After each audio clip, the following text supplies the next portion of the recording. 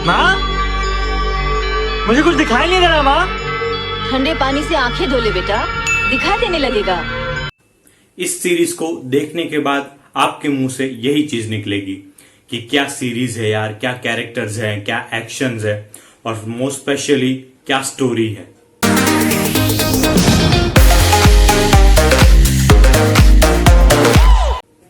Hello guys, welcome back to my channel mostly VJ. This is VJ और आज मैं करूंगा नेटफ्लिक्स की सबसे पॉपुलर और मोस्ट वॉच सीरीज जिसका नाम है मनी हाइस्ट पार्ट 5 वॉल्यूम 1 और इसका ओरिजिनल नाम है ला कासा दे पापेल।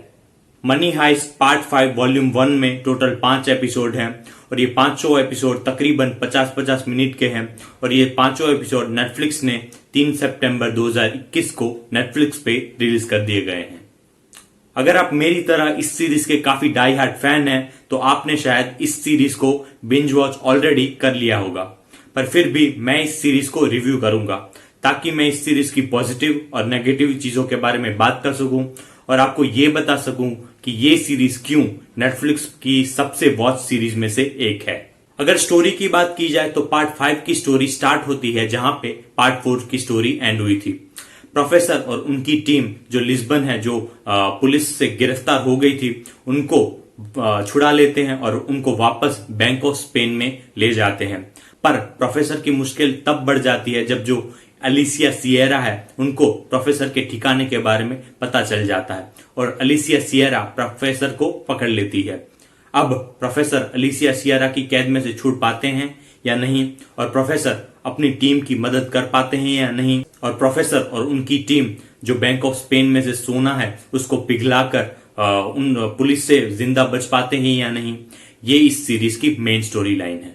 अगर पॉजिटिव चीजों की बात करें तो लास्ट पार्ट में जब नायरोबी की डेथ हुई थी तब प्रोफेसर और उनकी टीम ने नायरोबी की डेथ का बदला लेने के लिए कई सारे पुलिस ऑफिसर को बंदूक से उड़ा दिया था और उनको मार डाला था।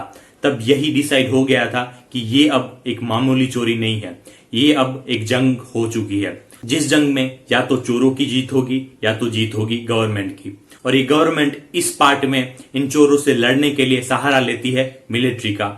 जिसकी वजह से इस पार्ट में कई सारे एक्शन सीक्वेंस हैं, कई सारे फाइटिंग सीन्स हैं, कई सारे शूटिंग सीन्स हैं जिनमें गोलियों की बरसात हो रही है और दोनों ही तरफ से बमबारी हो रही है और दोनों की तरफ से ग्रेनेड फेंके जा रहे हैं और दोनों की ओर से लोग भी मर रहे हैं। ये एक्शन सीन्स काफी थ्रिलिंग है, काफी गूज़बम्प्स देते हैं और इन एक्शन सीन्स को देख के आपको काफी मजा भी आएगा। इस पार्ट में कुछ नए कैरेक्टर्स भी इंट्रोड्यूस किए गए हैं, जैसे कि जो टोक्यो है उसका जो एक्स बॉयफ्रेंड था रेने, वो हमें इस सीरीज में देखने को मिलता है और सरप्राइजिंगली जो बर्लिन है उसका बेटा भी हमें इस सीरीज में दिखाई देता है और जो मनीला का कैरेक्टर है जो लास्ट पार्ट में इंट्रोड्यूस हुआ था वो भी इस पार्ट में काफी एक अच्छा एडिशन है। हमें इन नए कैरेक्टर की वजह से जो पुराने कैरेक्टर है उनके बारे में और चीजें पता चलती है कि मतलब वो सिर्फ लाइफ में एक चोर नहीं है, उनकी भी फैमिली है, उनके भी एक इमोशनल साइड है जो हमें इस पार्ट में पता चलती है। अगर एक्टिंग की बात करें तो एज यूजुअल सबकी एक्टिंग काफी अच्छी है। प्रोफेसर का कैरेक्टर, लिस्बन का कैरेक्टर, टोक्यो का कैरेक्टर, डेनवर का कैरेक्टर, इन सब में एक्टर्स की एक्टिंग काफी अच्छी है और आर्तुरो के एक्टर की एक्टिंग तो इतनी अच्छी है कि उनको देख के ही आपको पंच करने का मन करता है। पर जिस एक्टर की एक्टिंग इस सीरीज में सबसे अच्छी है वो है नजवा निमरी।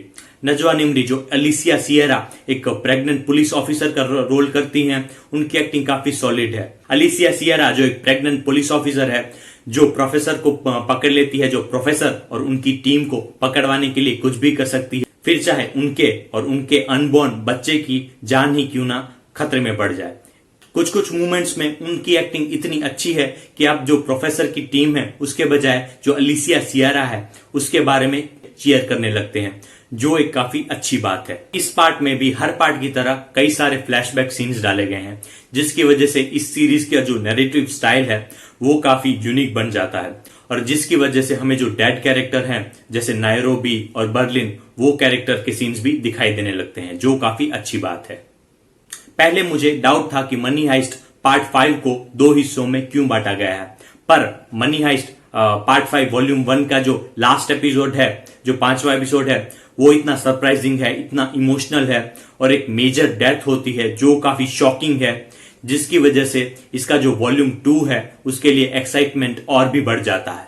नेगेटिव की बात करें तो मुझे पता है कि ये सीरीज रियलिस्टिक नहीं है, पर इस सीरीज में कुछ ऐसे ट्विस्ट डाले गए हैं, कुछ ऐसे मोमेंट्स डाले गए हैं जिसको देख के इस सीरीज की जो बिलीवेबिलिटी है वो खत्म ही हो जाती है। मतलब कई सारे ऐसे मोमेंट है जहां पे एक प्रॉब्लम दिखाई गई है और दूसरे ही मोमेंट पे वो जो प्रॉब्लम है वो सॉल्व हो जाती है। मतलब जिसको देख के मुंह से सिर्फ 2 ही शब्द निकलते हैं और वो है मतलब कुछ भी। इस सीरीज में जो प्रॉब्लम है, जो कॉन्फ्लिक्ट है, वो काफी आसानी से सॉल्व हो जाता है। मतलब लास्ट पार्ट में एक ट्विस्ट डाला गया था जिसकी वजह से जो प्रोफेसर है उनकी मुश्किलें बढ़ जाती हैं, बट इस पार्ट की स्टार्टिंग में ही जो वो प्रॉब्लम है वो काफी आसानी से सॉल्व हो जाता है, जो देखने में काफी फ्रस्ट्रेटिंग लगता है। और कई सारे ऐसे सीन हैं जो इस पार्ट की जो एक फास्ट पेस्ड नैरेटिव है उसको काफी स्लो कर देते हैं। मतलब कई सारे ऐसे मूवमेंट भी हैं जहां पे शूटिंग चल रही है, जहां पे काफी थ्रिलिंग एक्शन सीक्वेंस चल रहा है और वहीं पे एक फ्लैशबैक आ जाता है जिसको देख के आप काफी डिसअपॉइंट हो जाते हैं क्योंकि एक्शन सीन है उसका थ्रिल पूरा खत्म हो जाता है। सो शायद ये फ्लैशबैक सीन्स कहीं और डाले गए होते, कहीं और मूवमेंट पे डाले गए होते तो इस सीरीज का मजा भी और ज्यादा बढ़ जाता। इन फ्लैशबैक में कुछ कैरेक्टर्स डाले गए हैं। जो बर्लिन का सन है उसके सीन्स डाले गए हैं फ्लैशबैक में। बर्लिन का बेटा है उसके सीन्स अच्छे हैं, पर जो बर्लिन के बेटे की अहमियत है वो हमें इस पार्ट में जरा भी दिखाई नहीं देती। इस पार्ट की एंडिंग देखेंगे तो इनका कैरेक्टर काफी पॉइंटलेस बन जाता है। मतलब आपको ये सवाल होता है कि इनका कैरेक्टर अगर सीरीज में नहीं भी होता तो सीरीज को जरा भी फर्क नहीं पड़ता।